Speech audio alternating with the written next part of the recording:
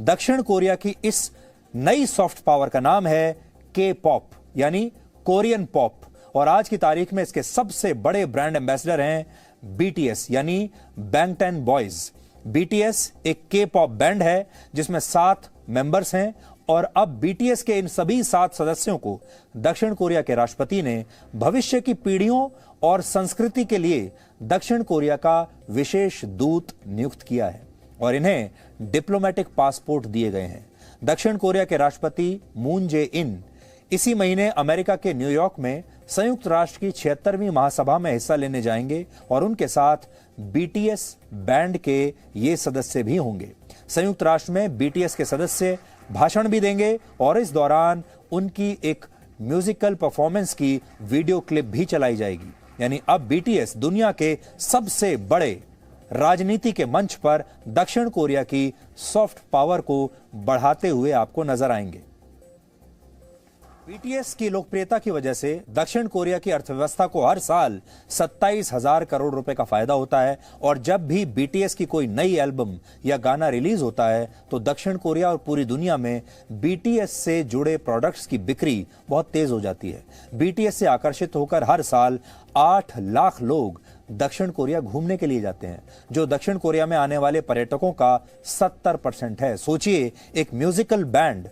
दक्षिण कोरिया में आने वाले पर्यटकों को अपनी तरफ इस हद तक खींच रहा है कि उनका शेयर 70% हो गया। इतना ही नहीं, बीटीएस के सदस्यों के लिए दक्षिण कोरिया की सरकार ने पिछले साल अपने देश के 63 साल पुराने कानून को भी बदल दिया था। इस कानून के मुताबिक दक्षिण कोरिया में 18 से 28 वर्ष की उम्र के युवाओं को अनिवार्य रूप से 20 महीनों के लिए वहां की सेना में अपनी सेवाएं देनी होती हैं। पिछले साल ही बीटीएस के सदस्य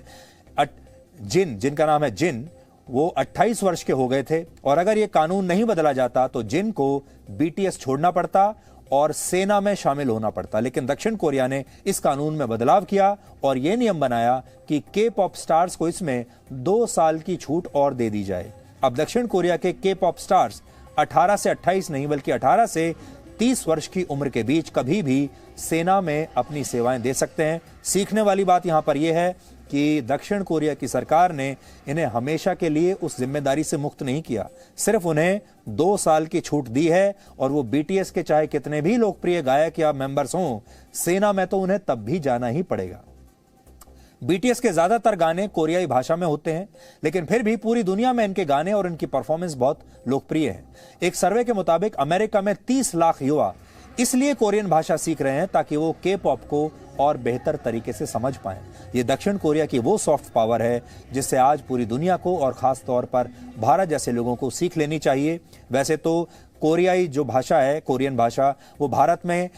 हमारे युवाओं को या दुनिया के भी बहुत बड़ी संख्या में युवाओं को समझ में नहीं आती, लेकिन जो भाषा समझ में नहीं आती लेकिन उसके बावजूद हमारे अपने देश में भी ऐसे लाखों करोड़ों बीटीएस के फैंस हैं जो भाषा को बिना समझे भी उनके गानों को सुनते हैं और उन्हें पसंद करते हैं। हम ये चाहेंगे कि भारत जैसे देश को भी इसी तरह हमारी जो संस्कृति से जुड़ी चीजें हैं, चाहे वो संगीत हो, चाहे वो कला हो, चाहे वो खेल हो, कुछ भी हो, चाहे वो हमारी फिल्म इंडस्ट्री ही क्यों ना हो, उसे हमें अपनी सॉफ्ट पावर के तौर पर इस्तेमाल करना चाहिए। आप याद कीजिए कि अमेरिका जैसे देश ने कैसे हॉलीवुड की फिल्मों को अपनी छवि को सुधारने के लिए, अपने आप को सुपर पावर के तौर पर प्रोजेक्ट करने के लिए कैसे उन्होंने हॉलीवुड की फिल्मों का प्रयोग किया है और वो हॉलीवुड की सुपर हीरोज की फिल्मों को देख देख कर आज पूरी दुनिया ये मानने लगी कि अमेरिका वाकई एक सुपर पावर है। अब यही काम